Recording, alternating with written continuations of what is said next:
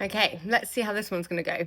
My first book report, I didn't make notes, so I had to read it twice. And this one I started to, but then realised I was underlining everything. So then I think I stopped. So we're going to go off my memory. But I feel very passionately about this book, Waking the Tiger, Healing Trauma by Peter Lavin.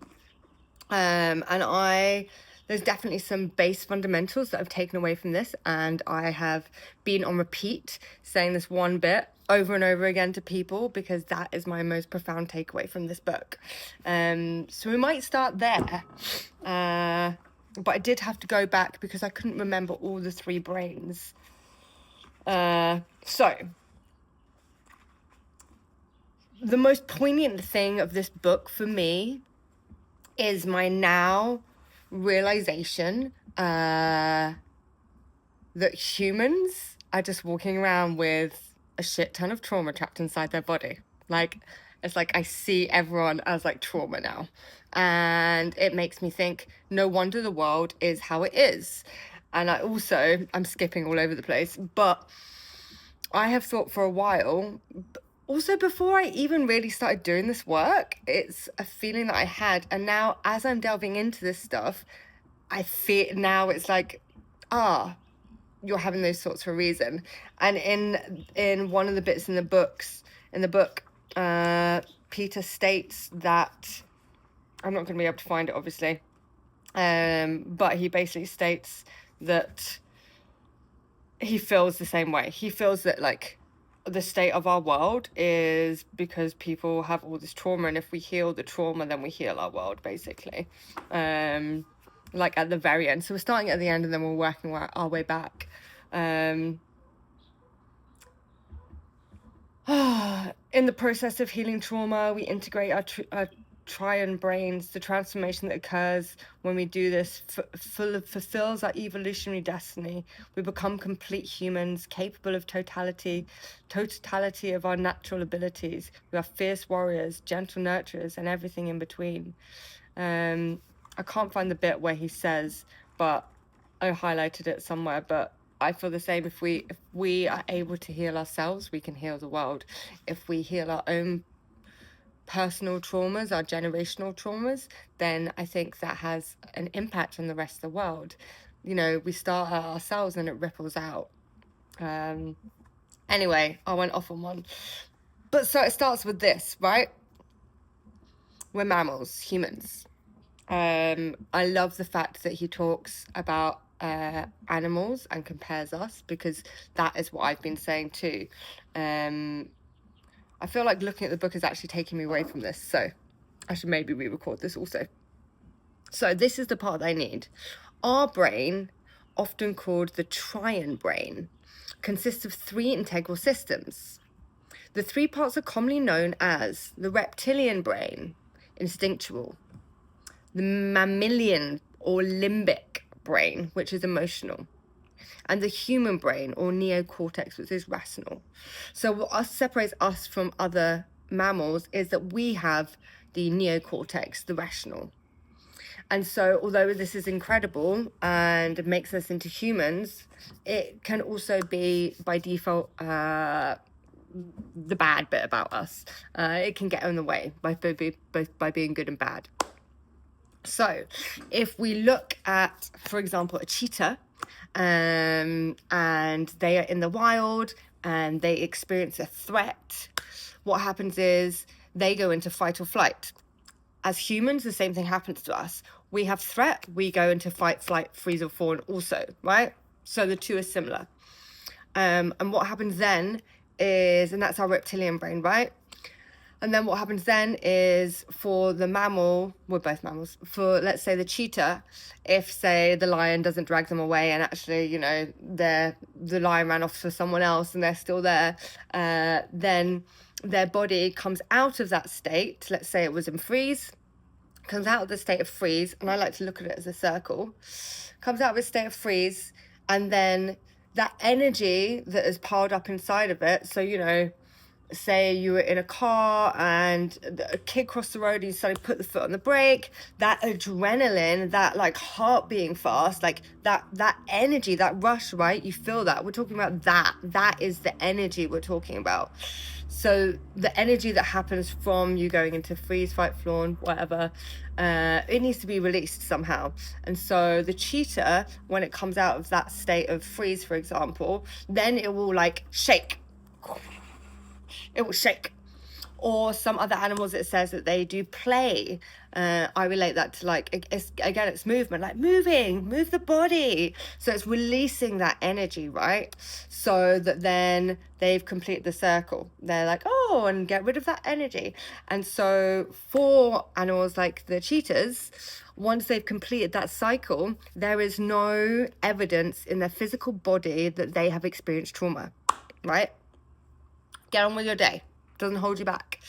Whereas humans, what quite often happens is our neocortex, our rational brain, cuts in to where our reptilian brain is, right? So we like, maybe we come out of our freeze state, like slammed our foot on the brake, for example, and we're like, and then, you know, say you stopped in time, the child's fine, you're fine, but that energy is inside. And so you want to stay in your reptilian brain, which is you want to stay in your sensations, you want to stay in your body. But our rational brain suddenly kicks in and goes, quick, get out of the car, check if they're okay, did anyone see me, should I phone their mum, right? And so it takes us out of our reptilian brain. And what happens there is, so on our cycle, we haven't been allowed to disperse that energy. Our rational brain has cut in and we've gone, dit, dit, dit. So we've got all that energy we've just gathered stuck.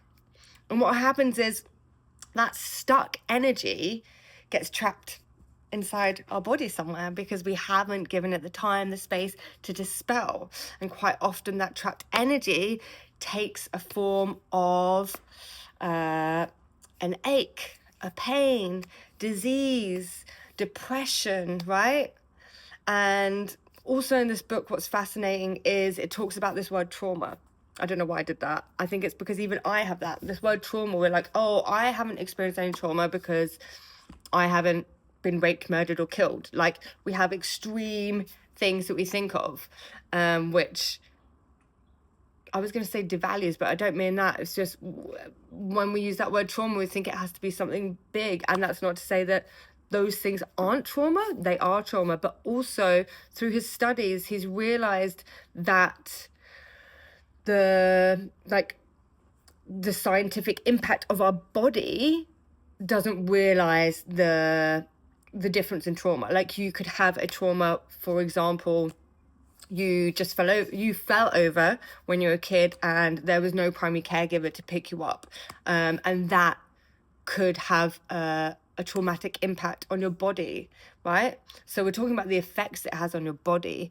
And so if we think about that, and through his studies he's found like that's what we keep our body holds multitudes of traumas that could in our head seem to be small, but actually the physical aspect of it can be as large as some other things. It's really interesting. It talks about children being traumatized unknowingly from like operations when you're a child, having anesthetic. And I was like, I had anesthesia, I knocked my 2 front teeth out when I was a kid, and I don't have any like in my head traumatizing experiences of it, and all's fine and well. I go to the dentist, I don't have any problems, but I did start I have like face twitches. I did start developing face twitches when I was a child, and I wonder whether those two things are linked at all. I've had them ever since. So noticing little things like that I think is fascinating.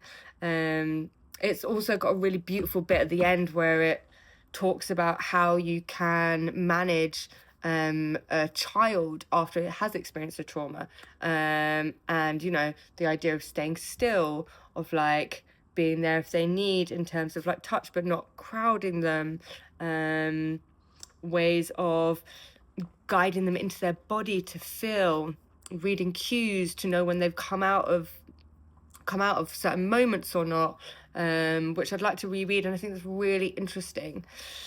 But through all these things, what I found interesting is also all of that stuff, the fact that we've all got these traumas, but also how we can potentially therefore use breath work to help, because with the breath, we are getting ourselves to that state, creating that energy, and then not needing the story, but using the body to disperse that energy, right? So this is kind of, for me, made sense of why we do breath work and the powerful impact that it can have in like moving this energy that we all have trapped inside us. It also talks about other ways that you can dispel the energy by playing games, going into a story to a certain extent, but it's about completing the cycle and also giving the person the encouragement to know that they have control this time. They can rewrite the story so that, you know, they put the foot on the brake at the right time, or they get picked up by someone and they hold them, you know. So it's powerful how much our body knows. It's restating to me that it would be useful for us to have more awareness of our body, to, when things happen, be with your body. I know that after I did my first Vipassana, my relationship to pain changed. So now, for example, if I cut myself with a knife by accident, I straight away observe it. I don't go emotional. I go, what does this feel like? Where's the throbbing coming from, right? And it's crazy the impact that can have. So looking at this and realizing the impact that staying with the body, trusting the reptilian brain to do its job and do the work, makes perfect sense and is amazing. And yeah, it's given me a deeper understanding of humans. It's given me a deeper understanding of how breathwork can be so powerful, and how I can interact with others when things like this happen, and also how important it is to take time and space, and to not rush back to things, you know, to give yourself the time after you have an accident, to give yourself space to be, and to not, like, those are the things that will actually have profound impact on your mental state, on your body, on like the connection between, like, in you not getting a disease potentially. Like, it's really important. And the funny thing is, I didn't know how I was going to talk about this book for more than 5 minutes, and turns out I spoke for 13. So I think first time recorded, bish bash bosh, we're done. And yeah, I kind of want to read the book again now.